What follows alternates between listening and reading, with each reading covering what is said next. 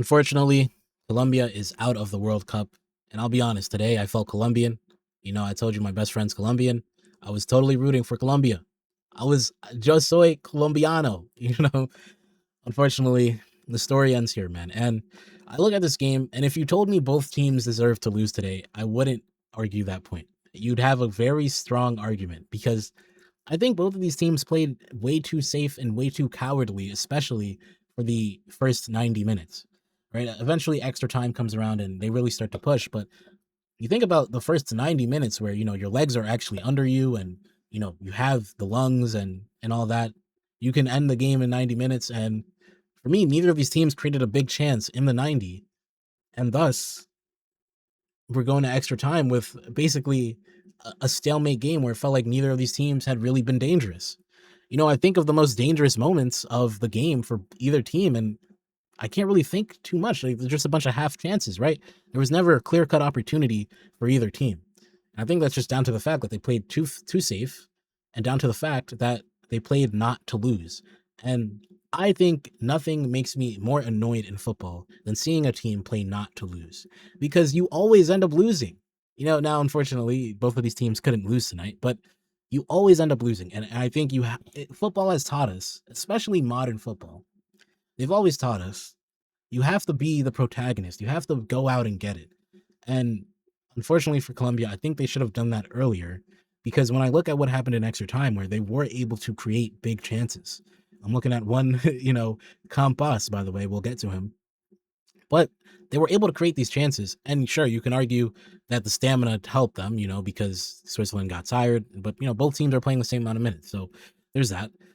But if you could do it in extra time, I'm thinking, why couldn't you do it in the 90, man? Why couldn't we be braver? Why couldn't we send more people forward? Why couldn't we find a solution? Why couldn't we create something during the 90? I think, quite frankly, these teams were just playing too safe. Colombia played too safe. They have taken more risk. Now, I understand this is a World Cup. You don't want to get eliminated.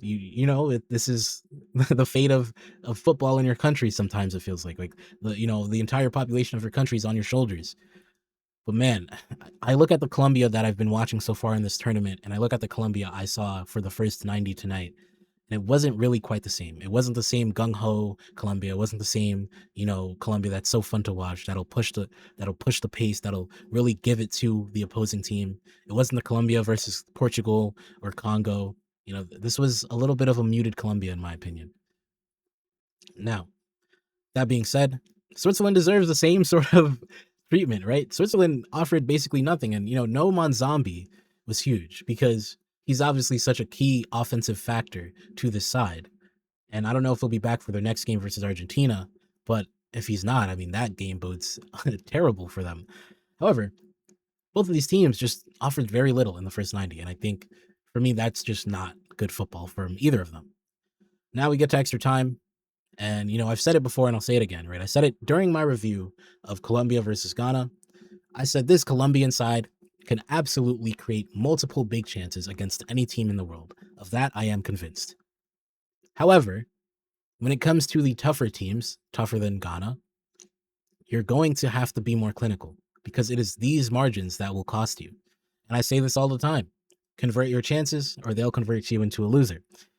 Unfortunately for Colombia, they were converted into a loser tonight because I look at this big chance from Campas and you have to make it. Like I don't know what else to say except you have to make that chance. At the very least, get it on target. Can we get it on target? For him to be one-on-one with the keeper, this is basically the end of extra time. This is as close to a dagger as you can get, right? A buzzer beater. For him to send that over the bar is incredibly disappointing. Incredibly disappointing. And it sucks because Colombia deserved to win that game just off of the principle, right? The fact that they actually created a big opportunity. You could also argue that Luka Me header that hit the post was kind of a big opportunity too, but they created more. They were more dangerous than Switzerland today. They were more dangerous over the totality of the game. They were more dangerous. They did deserve to go through, but again, you have to convert your chances. Now, for Switzerland, they didn't create any chances, so I guess there was nothing to convert. But even then, it leaves a bad taste in my mouth that Switzerland are going through, having created basically nothing this entire game. Very, very haram football from Switzerland right there. Haram ball. Sorry, from Switzerland right there. And look, you win. It is what it is. You get to the next round. You have to respect it. But man, I feel bad for Colombians. I feel bad for Colombia because I think they were the better team tonight. Not by much, but they actually offered something to the game. And I'd like to see those teams get rewarded. So we get to the end of extra time. It is now pens. And you know what? This penalty shootout, I'm gonna be a little bit biased here, supporting Colombia. Starts off strong. Quintero finishes kind of like in the middle to the left. But I liked it. I liked it. That was some real nerve right there to shoot it like that. And to convert, that's huge. And we know the statistics, right? I think it's like 52-48 about where if the first team, who takes the penalty scores their penalty, 52% of the time they win the shootout. And yeah, 4% is a small margin, but margins are margins. We take advantage of those, right? So Quintero scores that. Then next we have Shaka, and this was a little bit of a heartbreaker because Vargas guesses right on Shaka's penalty, but Shaka's penalty was just so powerful. It goes through Vargas's hand, his top hand, and goes into the top corner, unfortunately for Colombia. And really that probably should have been saved, but you got to give credit where credit is due. He shot it very well, took it very powerfully, and it's 1-1. Then, and man, honestly, it's been an awful week to be an awful past few days to be Ollie footy, because Ollie footy takes are just going down left and right. I thought Colombia would be further in the tournament. I thought, Brazil would beat Norway. I thought so many things, and they just didn't go through. USMNT to the quarterfinals. I thought that was going to happen, and that didn't happen. And man, for all of the hating I've done on Davinson Sanchez, the big saying, Davinson Sanchez in the Big 26. You can't win with Davinson Sanchez in the Big 26. I was a Davinson Sanchez hater. The one time I am fully backing his team, well, this karma comes back to hit me, and Davinson Sanchez misses his penalty. He takes it really powerfully, goes high. I understand the approach, but just a little bit too high. It hits the underneath of the crossbar, bounces straight down onto the goal line, but not in the goal, bounces out. And Colombia are down 2-1 basically in the shootout. Or it's 1-1, but Switzerland make their next pen, and then it's 2-1. And from here, man, I am heartbroken for Colombia. Now they've lost all their advantage, right? Now Switzerland have the advantage, and from there I'm thinking, this is not gonna happen, man. There's no way. I don't see it. Next, Campas takes his penalty. Very well done. Goes to his right, goes basically like through Kobel. He got very lucky. But he took it well because it's super powerful. So it got right underneath Kobel as he's diving. It was just too fast for him to hit the ground. And it's 2-2, but Colombia still have that miss.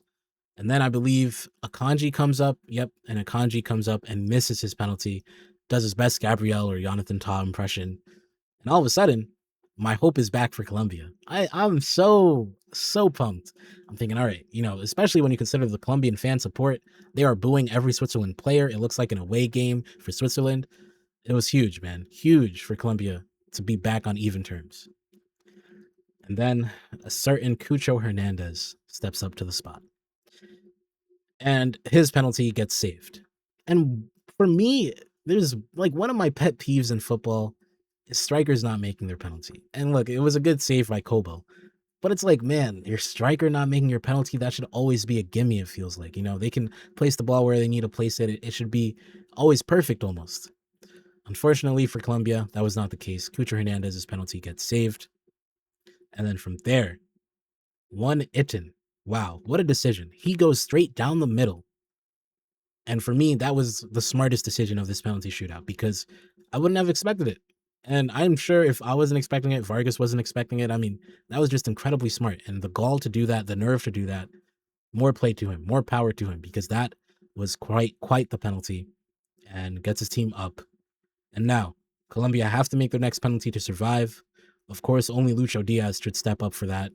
Lucho Diaz converts it, slots it home. However, still, Colombia needs to save the next Switzerland penalty to survive. And unfortunately for them, Vargas, who has been so key for Switzerland offensively this tournament, steps up to the spot, slots it home, bottom left. Colombia are out. Switzerland advance. And that is that.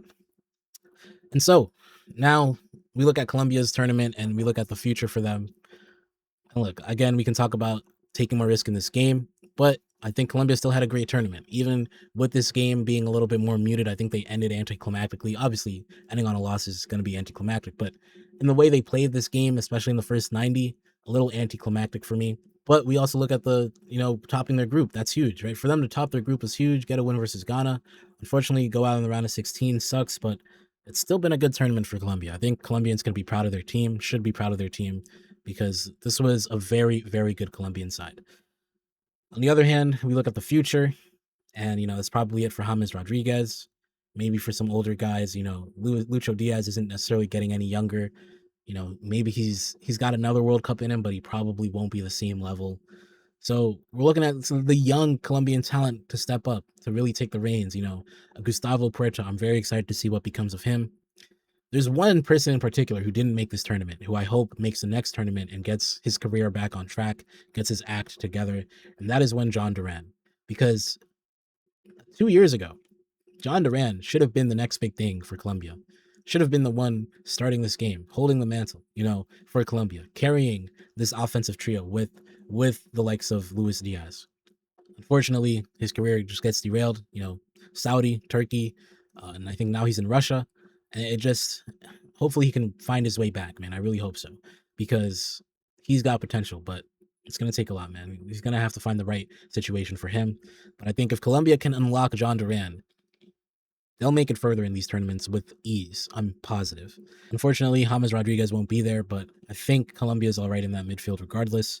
I really like what I see from Gustavo Puerta. You're never going to find the perfect, James Rodriguez replacement, but I think Colombia have enough talent to keep going and still stay competitive for future World Cups, for future Copa Americas and whatnot.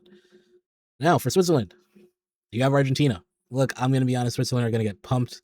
I'm not going to say FIFA are rigging this tournament for Argentina. I'll never say that. But when you look at everything in Argentina's favor, also the fact that Argentina are a better team than Switzerland, this is not even a debate.